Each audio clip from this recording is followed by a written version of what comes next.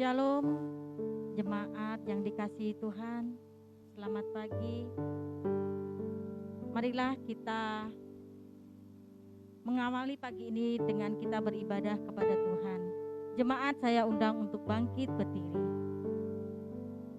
Marilah kita awali ibadah ini dengan pengakuan bahwa pertolongan kita adalah dalam nama Tuhan yang menjadikan langit dan bumi, yang memelihara kesetiaannya sampai selama-lamanya dan tidak meninggalkan pekerjaan tangannya.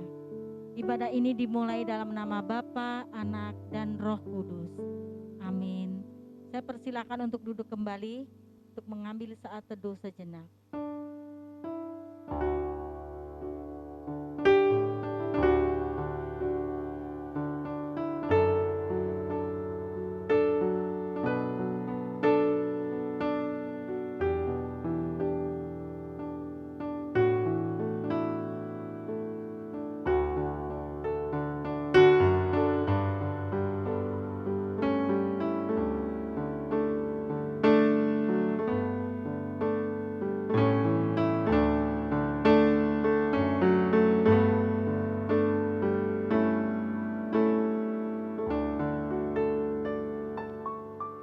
Firman Tuhan mengatakan, "Ya Tuhan, Tuhan kami, betapa mulianya nama-Mu di seluruh bumi. Terpujilah Engkau Tuhan,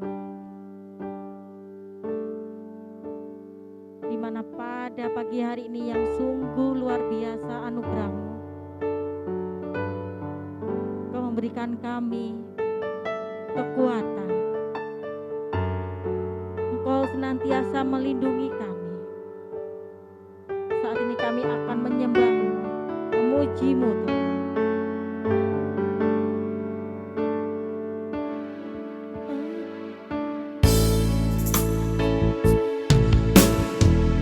Engkaulah kekuatanku,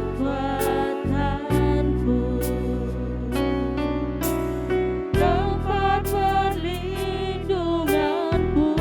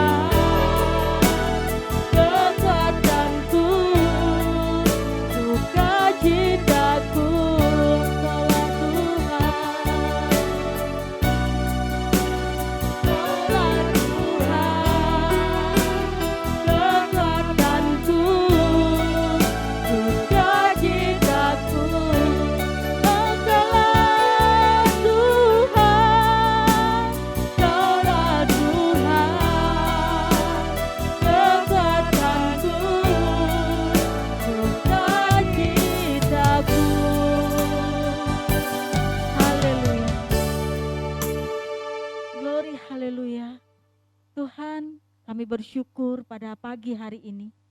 Anugerah-Mu Tuhan yang sungguh luar biasa telah menaungi di dalam kehidupan kami, pribadi kami Tuhan. Di mana Kau izinkan kami untuk kami boleh berbakti kepada Engkau, kami boleh beribadah kepada Engkau. Sungguh karunia yang tidak bisa ternilai harganya Tuhan. Engkaulah yang sungguh luar biasa di dalam kehidupan kami. Kau izinkan kami untuk kami boleh mendengarkan firman-Mu. Kau mengizinkan kami untuk kami boleh memuliakan Engkau. Berkuasalah atas diri kami lepas pribadi Tuhan. Sehingga apa yang kami lakukan pada pagi hari ini, ibadah ini boleh berkenan di hadirat-Mu Tuhan, dan boleh memuliakan nama-Mu. Terima kasih Tuhan. Kami mau menyerahkan Tuhan ibadah pada pagi hari ini ke dalam tangan kasih-Mu. Hanya di dalam nama Putra-Mu yang tunggal Tuhan kami Yesus Kristus, kami berdoa dan mengucapkan syukur. Haleluya. Amin. Mari saudara, bersama dengan orang percaya di segala abad dan tempat, kita akan mengikrarkan hati kita untuk mengucapkan pengakuan iman rasuli. Jemaat masih tetap berdiri. Pengakuan iman rasuli. Aku percaya kepada Allah, Bapa yang Maha Kuasa, Khalik langit dan bumi, dan kepada Yesus Kristus anaknya yang tunggal Tuhan kita, yang dikandung dari Roh Kudus, lahir dari anak darah Maria, yang menderita sengsara di bawah pemerintahan Pontius Pilatus, disalibkan, mati dan dikuburkan, turun ke dalam kerajaan maut. Pada hari yang ketiga, bangkit pula dari antara orang mati, naik ke surga, duduk di sebelah kanan Allah, Bapa yang Maha Kuasa, dan dari sana Ia akan datang untuk menghakimi orang yang hidup dan yang mati. Aku percaya kepada Roh Kudus, gereja yang kudus dan am, persekutuan orang kudus, pengampunan dosa, kebangkitan tubuh, dan hidup yang kekal. Amin. Saya persilakan untuk duduk kembali. Untuk pagi ini responsoria kita boleh terambil di dalam 1 Korintus pasal 12 ayat 4 sampai 11. Nanti kita akan membaca secara bergantian. 1 Korintus pasal 12 ayat 4 sampai 11. Ada rupa-rupa karunia tetapi satu roh. Dan ada rupa-rupa pelayanan tetapi satu Tuhan. Dan ada berbagai-bagai perbuatan ajaib tetapi Allah adalah satu yang mengerjakan semuanya dalam semua orang. Tetapi kepada tiap-tiap orang dikaruniakan pernyataan roh untuk kepentingan bersama. Sebab kepada yang seorang roh memberikan karunia untuk berkata-kata dengan hikmat, dan kepada yang lain roh yang sama memberikan karunia berkata-kata dengan pengetahuan. Kepada yang seorang roh yang sama memberikan iman, dan kepada yang lain Ia memberikan karunia untuk menyembuhkan. Kepada yang seorang roh memberikan kuasa untuk mengadakan mujizat, dan kepada yang lain Ia memberikan karunia untuk bernubuat. Dan kepada yang lain lagi Ia memberikan karunia untuk membedakan bermacam-macam roh. Kepada yang seorang Ia memberikan karunia untuk berkata-kata dengan bahasa roh. Dan kepada yang lain Ia memberikan karunia untuk menafsirkan bahasa roh itu. Bersama-sama. Tetapi semuanya ini dikerjakan oleh roh yang satu dan yang sama, yang memberikan karunia kepada tiap-tiap orang secara khusus, seperti yang dikehendakinya. Amin. Haleluya. Berbahagialah kita yang sudah membaca firman Tuhan pada pagi hari ini, dan biarlah firman Tuhan ini boleh senantiasa tertanam di dalam hati dan pikiran kita, dan untuk kita lakukan di dalam kehidupan kita sehari-hari. Haleluya. Amin saudara. Haleluya. Shalom saudara. Sungguh luar biasa. Pada pagi hari ini kita boleh bersemangat, kita boleh bersuka cita karena Tuhan senantiasa ada di dalam kehidupan kita. Amin. Mari kita bersama-sama kita pujikan kasih Allah tak berkesudahan. Haleluya.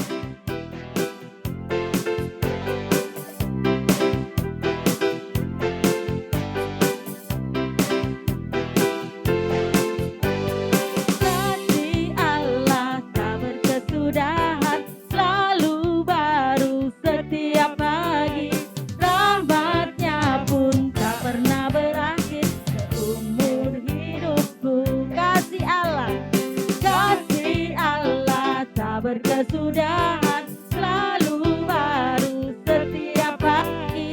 Rahmat-Nya pun tak pernah berakhir seumur hidupku. Dengan sukacita ku kan menari, dengan sorak-sorai memuji, menaikkan pujian haleluya, nyanyi bagi Dia Sang Raja, nyanyi bagi Dia Sang Raja. Haleluya, nyanyi bagi Dia Sang Raja. Kasih Allah tak pernah berkesudahan. Mari saudara, kita memuji Tuhan lebih sungguh lagi. Kasih Allah tak berkesudahan, selalu baru setiap pagi. Rahmat-Nya pun tak pernah berakhir seumur hidupku. Kasih Allah tak berkesudahan, selalu baru setiap pagi. Rahmat-Nya pun tak pernah berakhir umur hidupku. Dengan sukacita ku kan menari, dengan sorak-sorai memuji, menaikkan pujian haleluya, nyanyi bagi Dia Sang Raja, nyanyi bagi Dia Sang Raja. Dengan sukacita ku kan menari, dengan sorak-sorai memuji, menaikkan pujian haleluya, nyanyi bagi Dia Sang Raja, nyanyi bagi Dia Sang Raja. Selamanya haleluya, beri kemuliaan kepada Tuhan. Glory haleluya. Puji syukur atas nama Tuhan kita Yesus Kristus, karena Dialah yang layak kita puja. Saudara, mari kita bersama-sama lagi kita angkat satu pujian, segala puji syukur. Glory haleluya.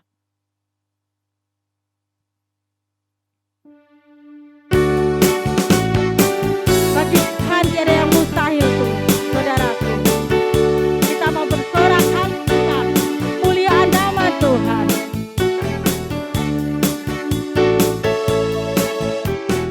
Segala puji syukur hanya bagi-Mu Tuhan, sebab Kau yang layak dipuja.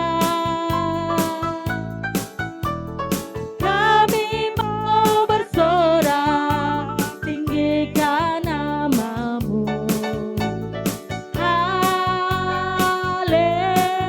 Haleluya. Segala puji syukur hanya bagi Tuhan.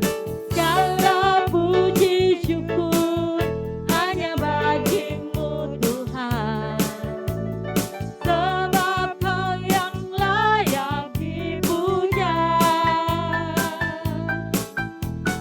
Kami mau bersorak, tinggikan nama-Mu. Haleluya. Soraklah haleluya.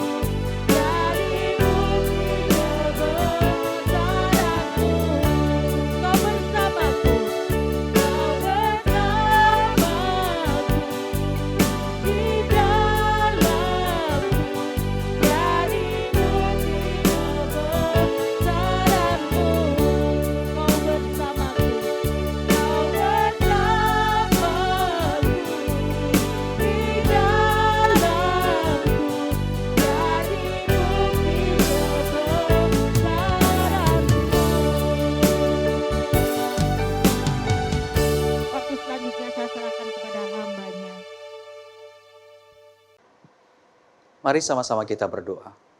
Bapa di surga, kami bersyukur untuk anugerah yang Kau berikan kepada kami melalui Kristus Yesus anak-Mu.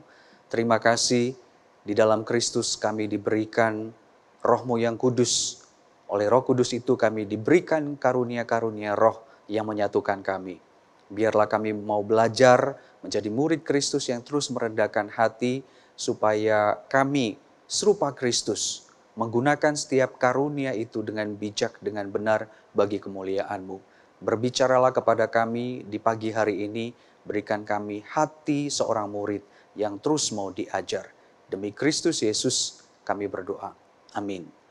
Mari Bapak Ibu Saudara kita membaca bagian firman Tuhan dari 1 Korintus 12 ayat 1 sampai 11. Demikian firman Tuhan.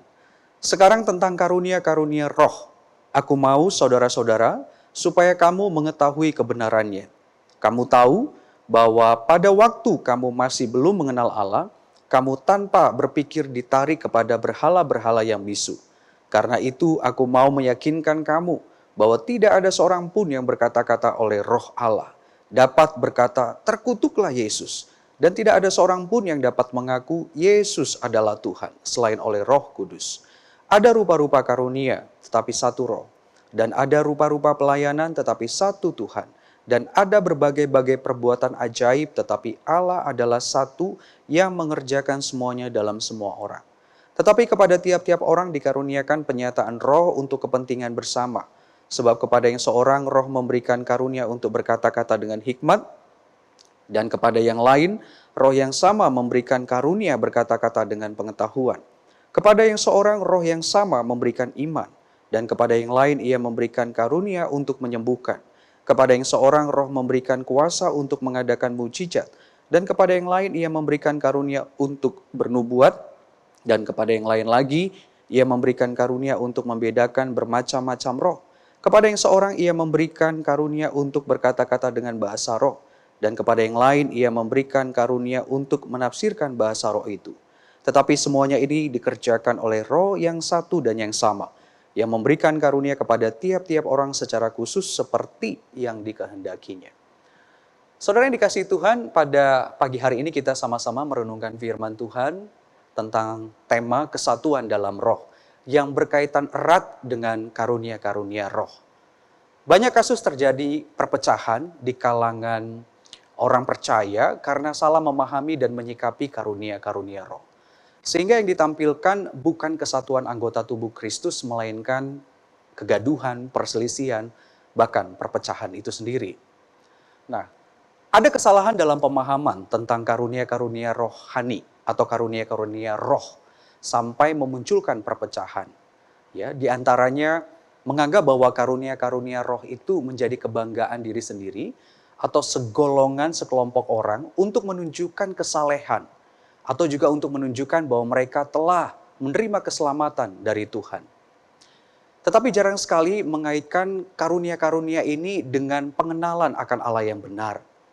Bahkan jarang sekali untuk mengaitkan karunia-karunia ini dengan hidup beriman, hidup yang mengenal Kristus, hidup yang memuliakan Kristus Yesus, bahkan hidup yang serupa Kristus untuk menghasilkan karakter atau kualitas hidup yang serupa Kristus Yesus.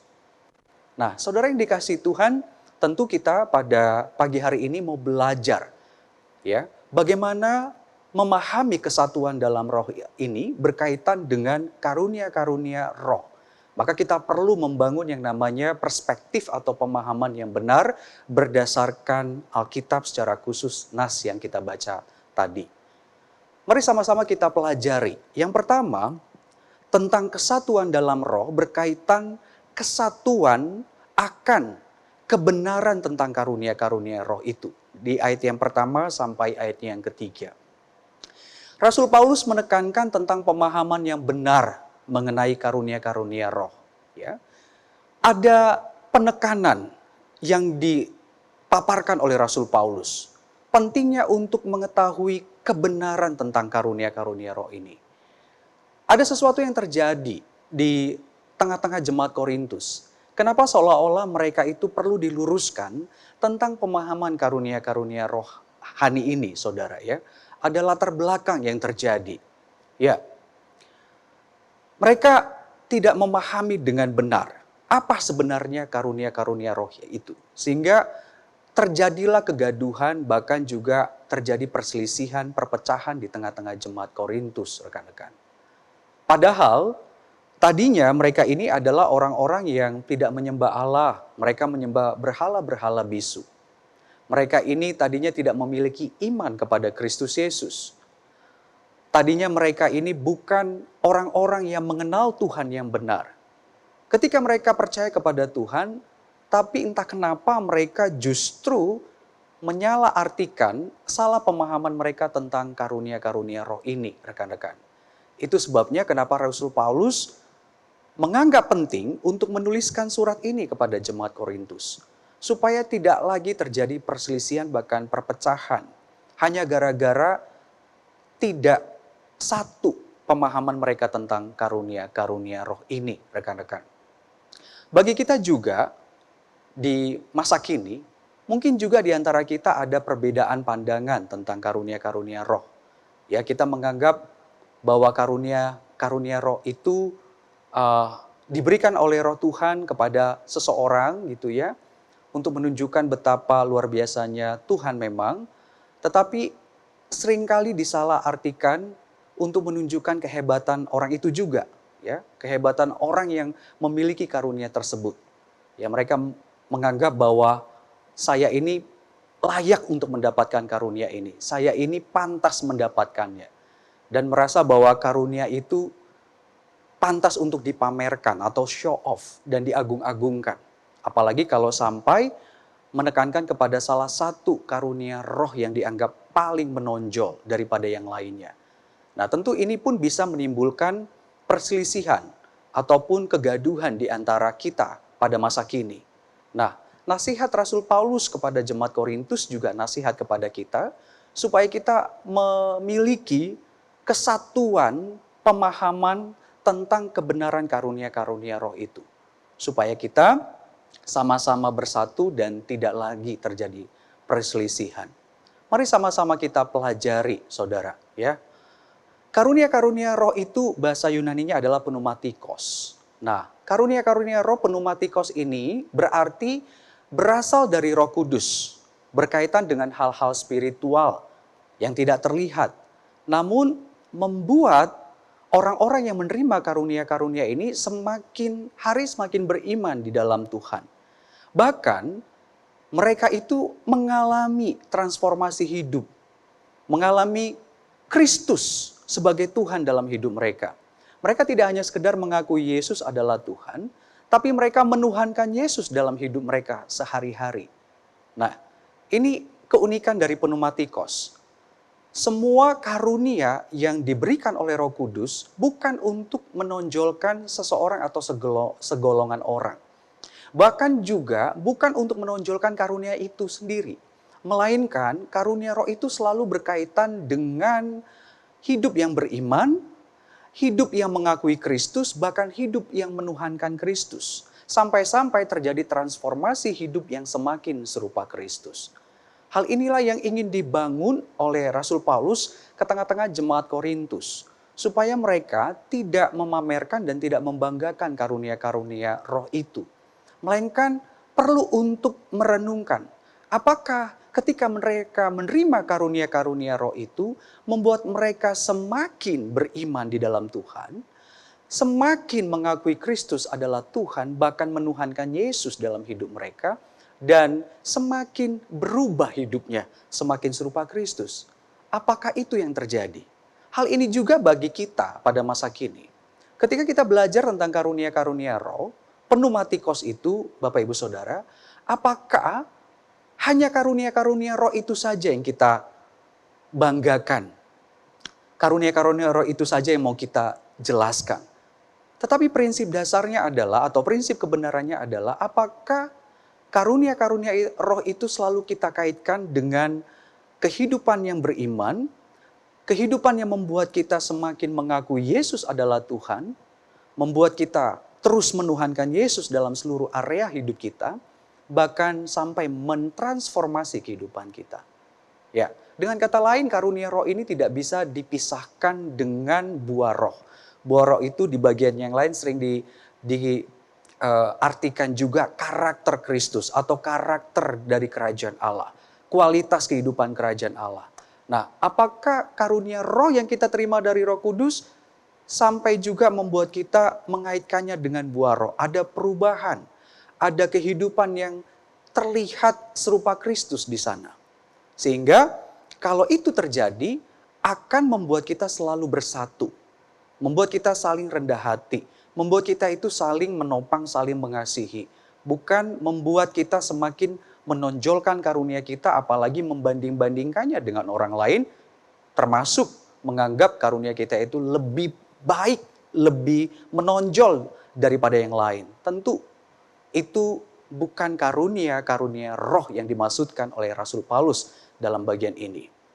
Jadi jelas sekali saudara yang dikasihi Tuhan, bahwa kesatuan roh berbicara yang pertama-tama itu adalah bagaimana kita sekarang memiliki kesatuan pandangan tentang kebenaran karunia-karunia roh. Ya, selalu dikaitkan dengan hidup yang beriman, yang membuat kita semakin merendahkan hati di hadapan Tuhan. Membuat kita selalu mengandalkan Tuhan, membuat kita selalu mengutamakan Tuhan di atas segala-galanya. Bahkan membuat kita semakin hari menyadari yang memiliki hidup kita ini adalah Kristus. Jadi saya mau menyerahkan hidup di bawah pimpinan kuasa Kristus itu. Bahkan sampai membuat kita terus menginginkan kehidupan yang diubahkan serupa Kristus. Ya, sehingga akan memudahkan kita untuk selalu menjaga kesatuan itu, saudara. Nah, coba kita bandingkan lagi dengan jemaat Korintus. Ketika mereka lebih memamerkan karunia-karunia roh tanpa memiliki kesatuan pandangan yang benar tentang pneumatikos itu sendiri, saudara, atau karunia-karunia roh itu, mari kita coba lihat latar belakang kehidupan mereka.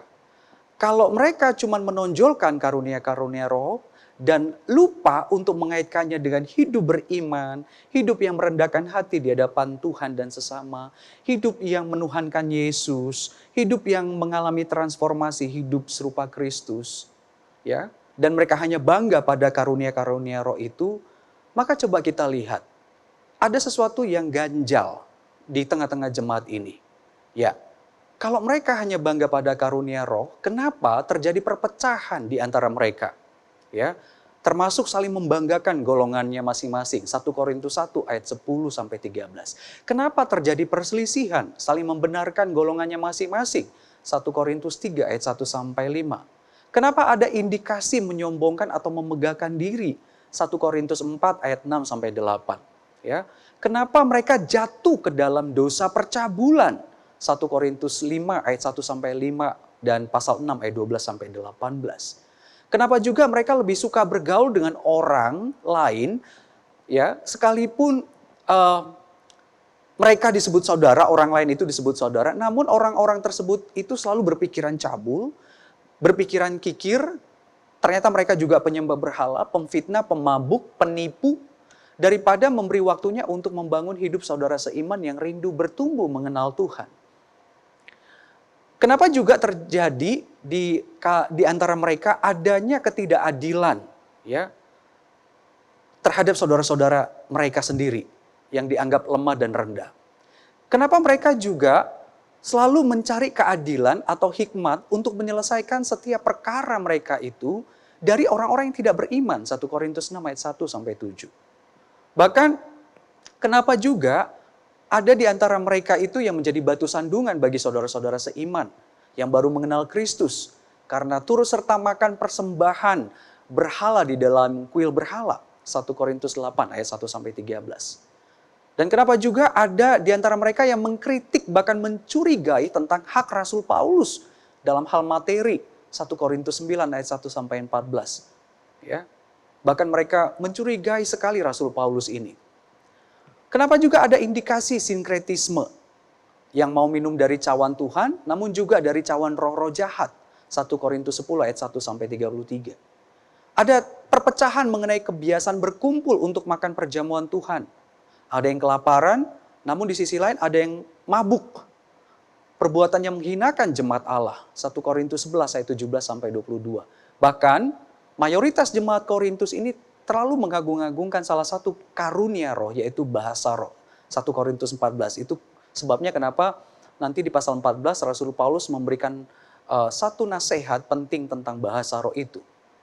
Jadi kalau mereka hanya menekankan kepada karunia-karunia roh tanpa memiliki prinsip dasar kebenaran tentang apa sih sebenarnya karunia-karunia roh itu, ya, kaitannya dengan hidup beriman, hidup yang menuhankan Yesus, bahkan hidup yang mengalami transformasi hidup serupa Kristus, maka mereka akan selalu mengabaikan hal-hal itu.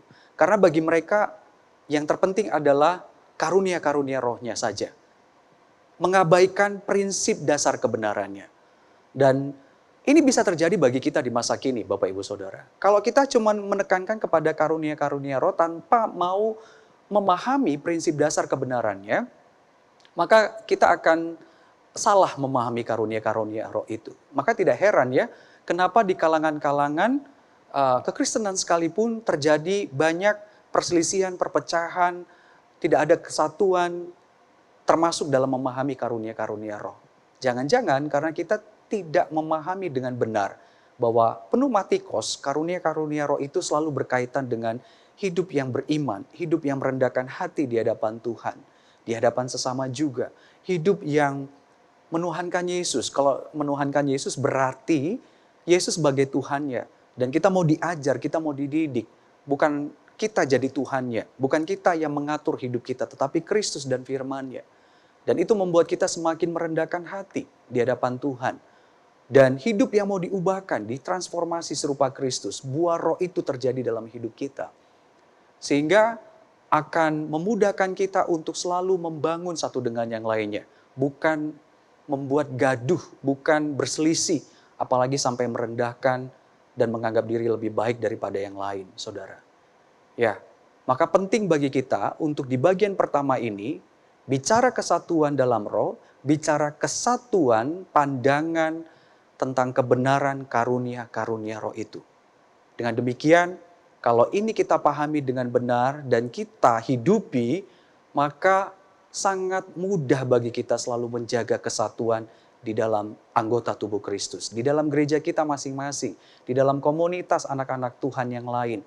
Kita akan datang, kita akan hadir untuk membawa spirit yang membangun, spirit yang menjaga kesatuan, bukan spirit yang mengacaukan apalagi untuk memecah belah, saudara. Ya, mari kita renungkan akan hal ini. Bagaimana selama ini pemahaman kita tentang karunia-karunia roh? Apakah didasarkan di dalam Roh Kudus untuk membuat kita terus beriman serta menuhankan Yesus, bahkan mengalami transformasi serupa dengan Kristus, atau hanya sekedar membanggakan rupa-rupa karunia-karunia itu saja? Pahamilah Bapak Ibu Saudara bahwa karunia-karunia roh selalu berkaitan dengan buah roh, yaitu karakter hidup serupa Kristus. Sehingga karunia-karunia itu digunakan untuk membangun kesatuan dan bukan perpecahan.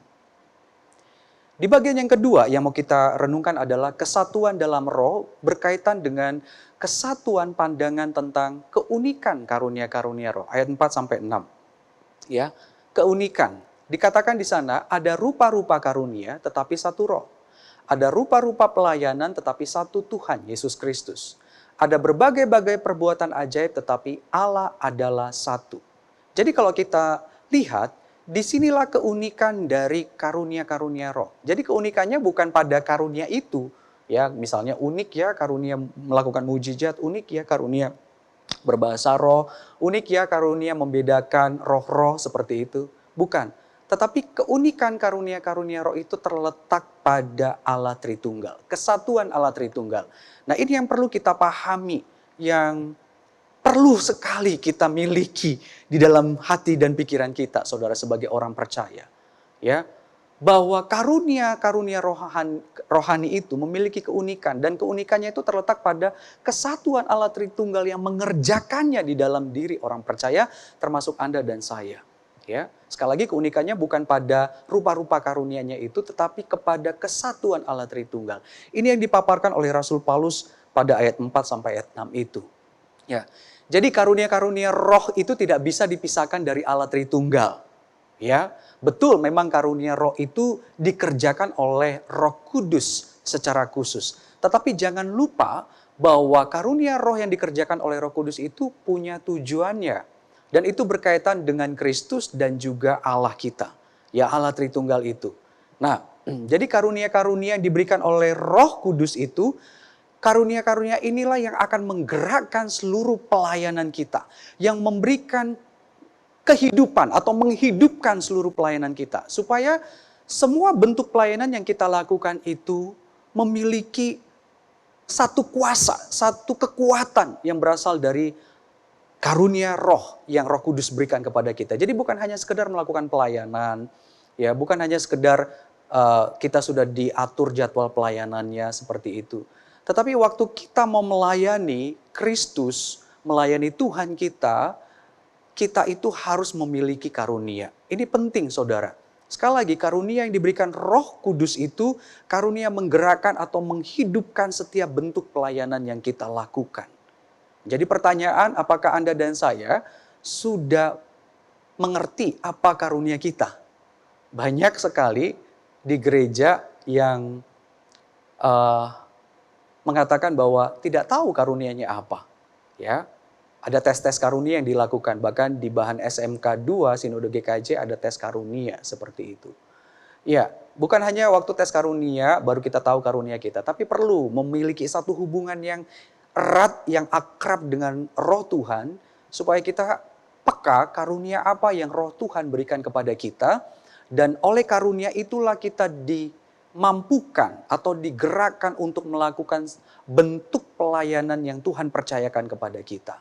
Nah, ketika kita melakukan bentuk-bentuk pelayanan itu, Bapak Ibu Saudara, di sana kita sedang menyaksikan kemuliaan Tuhan. Ya, satu dengan yang lainnya melakukan pelayanan-pelayanan yang berbeda, namun satu kesatuan, saling melengkapi, saling menopang. Karunianya berbeda, pelayanannya berbeda, tapi satu kesatuan. Nah, ketika dipersatukan akan membentuk rupa Kristus yang begitu indah, begitu luar biasa agungnya. Yang kita tampilkan adalah rupa atau wajah Kristus melalui kesatuan kita. Meski berbeda karunia, tetapi beda juga bentuk pelayanannya, tapi saling melengkapi, saling menopang satu dengan yang lainnya. Wajah Kristus yang ditampilkan. Di sana kita saling mengasihi, saling membangun, bukan saling menciderai gitu ya, apalagi saling menjatuhkan, merendahkan. Tapi kita datang dengan spirit yang membangun, reformis, bukan spirit yang menjatuhkan, deformis, seakan-akan. Itu akan membuat keunikan karunia-karunia roh itu tertampilkan. Kok bisa ya saya dengan si A, si B karunia berbeda, diberikan oleh roh yang satu, roh yang sama, bahkan pelayanannya juga berbeda, tapi kok bisa kita itu satu kesatuan? Kok bisa kita sama-sama memuliakan Tuhan? Lewat kesatuan kita itu, Bapak Ibu Saudara, inilah perbuatan ajaib yang sama-sama kita lakukan. Dan Allah kita ditinggikan. Banyak orang akan melihat betapa luar biasanya kesatuan komunitas tubuh Kristus. Ya, jadi perbuatan ajaib di sini bukan melulu bicara hal-hal spektakuler, fenomena-fenomena yang ajaib, yang wow, gitu ya, yang luar biasa, yang jarang-jarang kita lihat, kita lakukan, tiba-tiba terlihat dan bisa kita lakukan. Bukan itu. Perbuatan ajaib itu sangat sederhana. Dengan kita bersehati, bersatu, dengan kita saling mengasihi, saling melengkapi, saling membangun, seperti itu. Itu adalah perbuatan ajaib. Dan di sana tentu Allah kita dimuliakan. Ini seperti jemaat mula-mula, bukan? Mereka berbeda-beda. Beda bentuk pelayanannya, beda karunia-karunianya. Tapi ketika mereka bersatu di dalam roh Tuhan itu, ya, karunia berbeda, pelayanan berbeda, tapi mereka sama-sama mau sehati, sepikir, setujuan, lihatlah. Kehidupan mereka menjadi kesaksian yang memuliakan Allah. Dan tentunya ini tidak hanya terjadi bagi jemaat mula-mula, termasuk kepada kita di masa kini. Karena kita memiliki roh yang satu dan yang sama seperti jemaat mula-mula dapatkan dari Roh Kudus. Kita pun juga sedang dibentuk oleh Roh Kudus itu supaya kita memiliki pemahaman, kesatuan pandangan, keunikan karunia-karunia roh ini. Ya, sehingga kita nggak bisa memamerkan diri kita, saudara. Nggak bisa menonjolkan, wow saya hebat sekali punya karunia ini. Saya bisa punya karunia mujizat, berbahasa roh, menafsirkan bahasa roh, karunia berkata-kata nasihat, kata-kata hikmat, pengetahuan. Bukan kita yang kita pamerkan, atau bukan karunia-karunia itu yang kita pamerkan, melainkan Allah Tritunggal yang sedang kita presentasikan. Ya, betapa luar biasa bukan Allah Tritunggal bekerja di dalam satu pribadi, bahkan satu komunitas orang percaya untuk menampilkan keagungan Allah Tritunggal itu sendiri. Punya porsinya masing-masing. Roh Kudus memberikan kita karunia roh, dan karunia roh itu menggerakkan kita untuk melayani tubuh Kristus, melayani Tuhan kita itu, dan di sana kita menyaksikan Tuhan, melalui kesatuan kita dalam pelayanan itu, saling mengasihi, bahkan saling mengampuni, saling berkata-kata bijak, kata-kata yang membangun, saling menguatkan, saling mendoakan, saling menasihati, saling mengajar, saling mengarahkan. Wow, indah sekali. Allah kita yang dimuliakan, Allah Tritunggal kita itu yang ditinggikan. Inilah keunikan tentang karunia-karunia roh. Ya, mari kita renungkan Bapak Ibu Saudara dalam hidup kita. Mengapa banyak orang mengabaikan keunikan dari karunia-karunia roh? Yang berbicara tentang kesatuan Allah Tritunggal. Bahkan lebih menonjolkan kehebatan karunia-Nya demi tujuannya sendiri. Jarang sekali mengaitkan keunikan karunia roh itu dengan kesatuan Allah Tritunggal. Kenapa itu bisa terjadi? Pahamilah Bapak Ibu Saudara. Keunikan karunia-karunia roh bukan terletak pada rupa-rupa karunia-Nya apalagi manusianya. Melainkan kesatuan Allah Tritunggal kita itu. Roh Kudus memberikan karunia untuk menghidupkan pelayanan sesama anggota tubuh Kristus. Sehingga terjadi kesatuan yang memuliakan Allah kita. Di bagian yang terakhir bicara tentang kesatuan dalam roh, yaitu kesatuan pandangan bahwa keragaman karunia roh bukan untuk perpecahan, melainkan kesatuan. Ayat 7 sampai ayat 11 ya.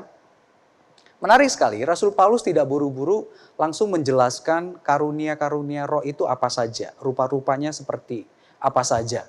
Tapi dia mulai dulu dengan membangun prinsip dasar ya, atau prinsip teologinya itu, Bapak Ibu Saudara, supaya tidak salah mengerti tentang karunia-karunia roh itu ya.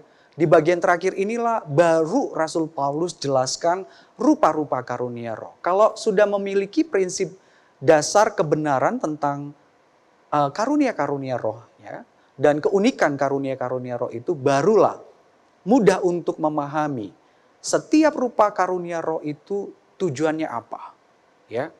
Tujuannya apa? Tujuannya tentu bukan untuk manusianya, bukan untuk memamerkan hebatnya manusia atau kelompoknya, tapi tujuannya jelas sekali untuk menyatakan kemuliaan Allah. Ada kesatuan anggota tubuh Kristus di sana, saling melengkapi satu dengan yang lainnya, saudara. Sebelum berbicara akan keragaman karunia-karunia roh, Rasul Paulus menyinggung bahwa tiap-tiap orang percaya dikaruniakan penyataan.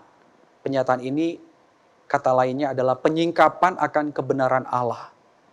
Yang tujuannya untuk kepentingan bersama. Ya, untuk kepentingan bersama, berarti untuk kesatuan, keutuhan anggota tubuh Kristus. Bukan untuk masing-masing pribadi atau golongan, tapi untuk bersama. Ya, supaya tidak terjadi perpecahan dan perselisihan. Ayat yang ke-7. Roh Kudus memberikan karunia-karunia roh. Roh Kudus ini, roh yang satu dan yang sama, memberikan karunia itu untuk membangun, menyatukan hidup di dalam Kristus dan di antara anggota tubuh Kristus lainnya.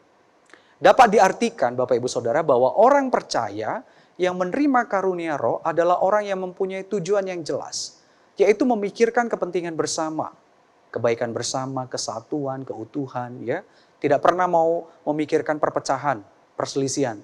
Tidak suka, karena apa? Naturnya bukan natur yang lama lagi, tetapi natur yang serupa Kristus. bicara selalu mementingkan kepentingan bersama, kesatuan dan keutuhan. Tidak merasa diri paling hebat, paling benar, paling baik, apalagi paling bisa dari yang lain. Jiwa mereka yang dipenuhi Roh Kudus mengalirkan aliran kehidupan Kristus untuk membangun, mempersatukan, ya, spirit reformis, dan bukan merusak, mencerai-beraikan, menghancurkan spirit reformis. Bukan itu lagi yang mereka hidupi, melainkan spirit yang mau bersatu terus, apapun tantangannya, di tengah-tengah berbagai macam perbedaan yang ada termasuk rupa karunia sekalipun. Itu tidak menjadi masalah bagi mereka. Karena mereka sudah jelas di prinsip dasar kebenaran tadi. Karunia ini berasal dari Roh Kudus untuk supaya kita hidup beriman, untuk supaya kita semakin menuhankan Kristus, kita mengalami transformasi hidup dan kita menampilkan keagungan Allah Tritunggal kita itu. Ya, jadi mereka tidak lagi merasa risih dengan adanya perbedaan-perbedaan itu, saudara. Nah, setelah berbicara hal ini, maka Rasul Paulus menuliskan tentang rupa-rupa karunia. Ya, mengingat waktu, Bapak Ibu Saudara, saya tidak akan bisa menjelaskan satu persatu, ada sekitar 12 rupa karunia yang dituliskan oleh Rasul Paulus di bagian 1 Korintus 12 ini, ya. Tetapi intinya semua karunia ini, saudara, sekali lagi bukan untuk membanggakan diri sendiri. Tetapi semua karunia ini tujuannya jelas, yaitu kita memuliakan Allah, membangun kesatuan di dalam tubuh Kristus, kita memikirkan kepentingan bersama, kesatuan dan keutuhan di antara anggota tubuh Kristus, saudara.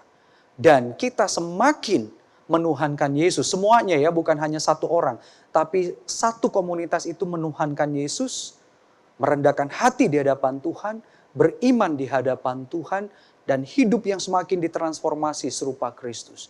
Jadi semua karunia ini, karunia apapun, baik karunia berkata-kata dengan hikmat, ya, karunia berkata-kata dengan pengetahuan, karunia iman, karunia menyembuhkan, karunia kuasa untuk mengadakan mujizat, karunia bernubuat, karunia membedakan bermacam-macam roh, karunia berkata-kata dengan bahasa roh, karunia menafsirkan bahasa roh, kemudian karunia melayani, karunia mengajar, karunia menasehati. Semua ini, saudara, tujuannya jelas. Bukan untuk kita, bukan untuk golongan kita atau kelompok kita. Bukan untuk dipamerkan. Wow, betapa hebatnya kita. Tidak. Apalagi sampai dibanding-bandingkan. Bahkan sampai menonjolkan salah satu karunia. Ini loh karunia yang paling hebat dari semua karunia. Tidak. Rasul Paulus sudah jelas bahkan tegas mengatakan semua karunia itu sama dan satu karena diberikan oleh Roh yang sama dan yang satu, saudara. Jadi tidak ada hak untuk kita menambahkan bahwa inilah karunia yang paling daripada yang lain. Tidak. Semua karunia itu jelas sekali untuk membawa kita semakin hari semakin memuliakan Allah kita, membangun kesatuan di dalam anggota tubuh Kristus, menampilkan keunikan Allah Tritunggal kita. Kita saling menjaga kesatuan, keutuhan, memikirkan kepentingan bersama. Ya, itulah kira-kira tujuan dari semua rupa-rupa karunia yang dituliskan oleh Rasul Paulus ini, saudara. Ya, sehingga apapun karunia Anda dan saya, mari kita gunakan itu untuk saling melengkapi, saling membangun, bersatu di dalam Roh Tuhan, tidak merasa paling hebat atau juga tidak merasa paling rendah. Sama-sama, semua karunia. Anda dan saya perlu menggumulkan. Kita bergumul dengan Roh Kudus. Karunia apa yang Roh Kudus berikan kepada kita? Mari sama-sama, jangan enggan untuk menggumulkan karunia Anda dan saya di hadapan Roh Kudus. Karena Dia tidak pelit untuk memberikan karunia kepada orang percaya. Setiap orang percaya pasti diberikan karunia.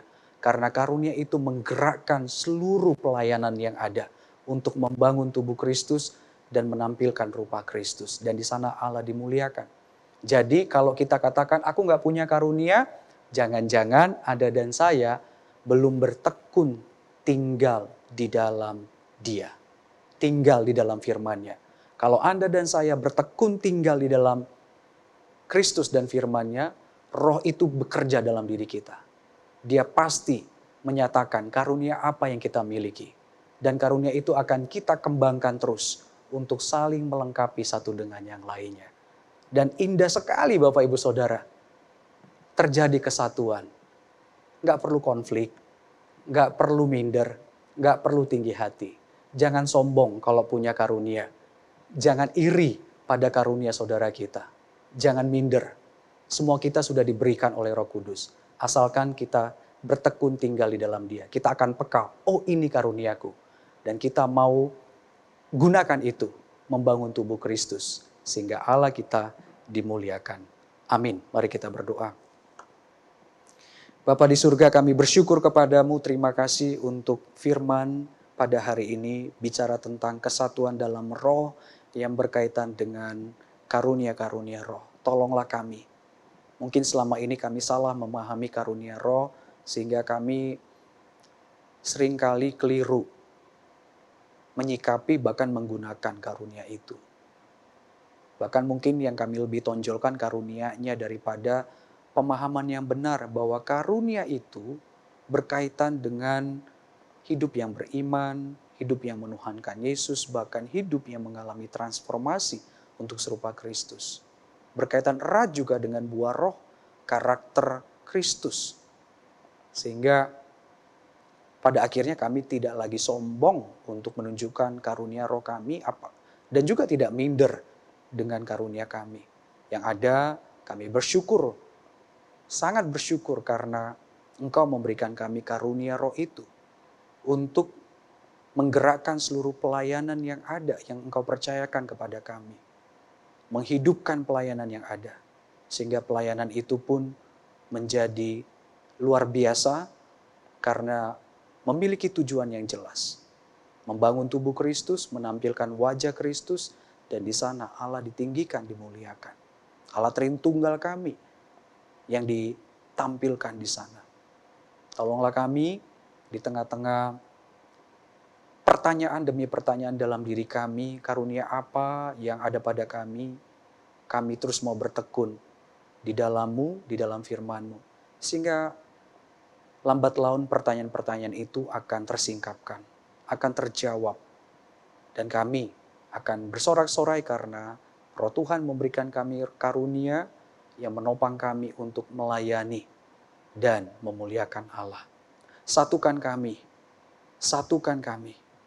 supaya kami saling membangun, saling menopang, saling melengkapi. Jangan biarkan kami saling menjatuhkan, apalagi merendahkan. Kami rindu hidup kami semakin serupa Kristus, termasuk dalam menggunakan karunia-karunia roh ini. Terima kasih Bapa, kami berdoa dan bersyukur demi nama Tuhan Yesus. Amin. Jemaat yang dikasihi Tuhan, tiba saatnya kita mempersembahkan sebagian berkat yang sudah kita terima dari Tuhan. Untuk persembahan, jemaat dapat memberikannya melalui scan barcode atau melalui nomor rekening gereja yang tertera di layar. Mari kita pujikan, kasih-Nya seperti sungai.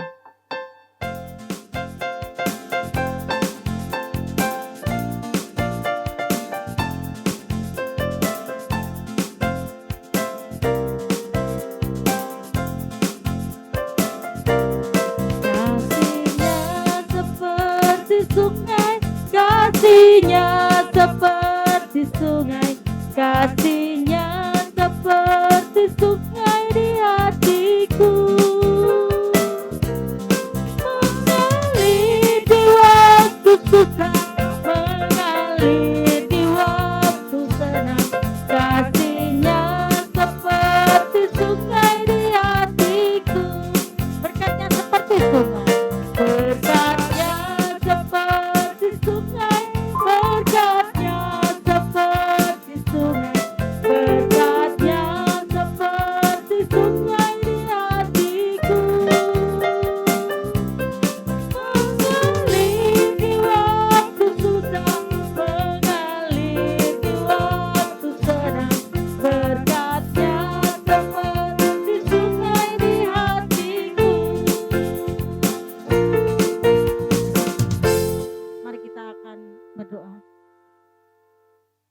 Bapa yang bertahta dalam kerajaan surga yang mulia, disinilah kami pada pagi hari ini Tuhan, kami mengucap syukur atas anugerah-Mu yang sudah Kau berikan kepada kami melalui firman yang sudah kami dengar.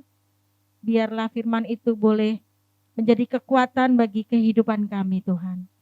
Dan pada pagi hari ini kami juga mempersembahkan sebagian berkat yang sudah kami terima dari Engkau. Biarlah kiranya Tuhan berkati persembahan ini, supaya persembahan ini boleh dipakai untuk pekerjaan-Mu di gereja ini Tuhan, dan Kau berkati tangan-tangan yang sudah mempersembahkannya. Terima kasih Tuhan Yesus, hanya di dalam nama Putra-Mu yang tunggal, Tuhan kami Yesus Kristus kami berdoa. Amin. Jemaat yang dikasihi Tuhan, saat ini kita akan melihat watak jemaat GKJ Kramat Jati.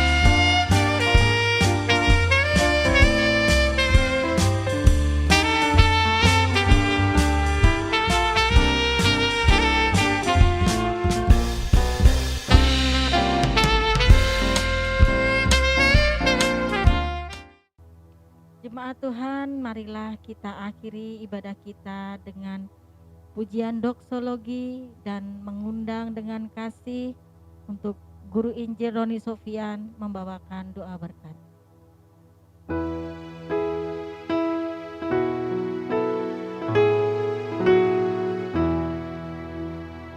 Puji Allah Bapa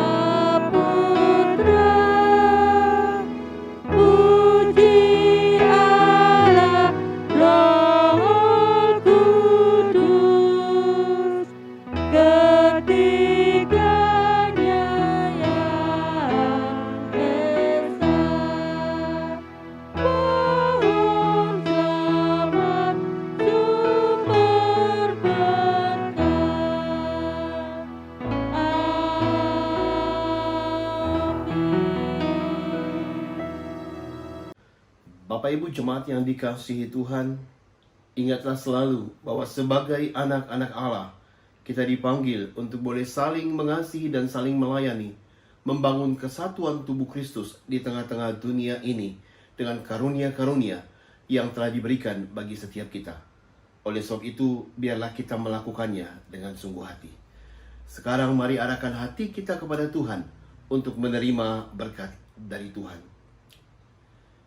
Kiranya damai yang sempurna dari Allah Bapa turun atas kita. Kiranya kasih yang sejati dari Tuhan Yesus Kristus memenuhi hati kita untuk mengasihi sesama dan melayani dunia dengan karunia-karunia rohani yang telah diberikan oleh Allah Roh Kudus bagi setiap kita di bawah pimpinan, tuntunan, dan pertolongan dari Allah Roh Kudus. Mulai hari ini, sampai Tuhan Yesus datang kembali. Amin. Amin. Amin.